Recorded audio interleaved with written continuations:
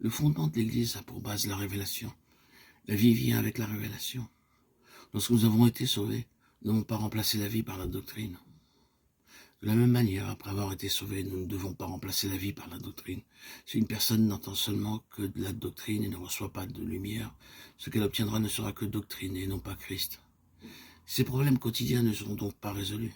Lorsque nous devons aider un enfant de Dieu, nous lui demandons bien souvent quel enseignement ou quel point doctrinaux il connaît. Et nous ne sommes pas préoccupés de savoir s'il a reçu, dans une certaine mesure, une révélation de Dieu. L'importance que nous donnons à la doctrine et non à la révélation met en évidence l'état de faiblesse, de faillite et de stérilité de l'Église. Comment pourrait-il en être autrement? L'Église est alourdie par beaucoup de doctrines transmises de l'un à l'autre sans révélation. L'Église se construit sur ce rocher qui est Christ, le Fils de Dieu. Ce rocher est la révélation que Dieu donne aux hommes, et ce rocher est la confession de l'homme après qu'il a reçu la révélation. Nous devons comprendre que la confession en elle-même est aussi très importante. Quand notre Seigneur Jésus était sur cette terre, il a dit à plusieurs reprises « Je suis » Jean 8, 24. En entendant ce qu'il est, nous croyons et il se réjouit lorsque nous nous disons « Tu es ».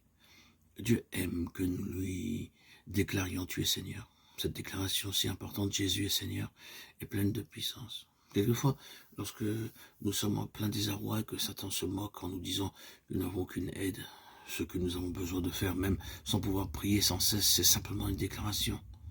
Nous pouvons proclamer à haute voix « Jésus est mon Seigneur ».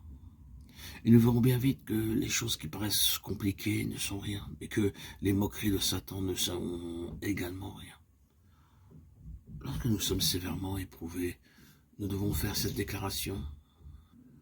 Que ce soit dans notre chambre ou dans une réunion de prière, nous devons déclarer « Jésus est Seigneur ». Par là même, nous nous disons « Tu es ». Le Seigneur aime entendre une telle déclaration, et en contrepartie, nous serons fortifiés intérieurement. Le Seigneur Jésus se réjouit d'entendre ce « Tu es », car s'il en avait été autrement, il n'aurait pas demandé à ses disciples de dire ce qu'il était. Les disciples ne pouvaient pas confesser une chose qu'ils ne connaissaient pas. Mais pourquoi solliciter cette déclaration en plus de cette connaissance? Le Seigneur Jésus posa cette question parce qu'il désirait entendre Pierre la prononcer.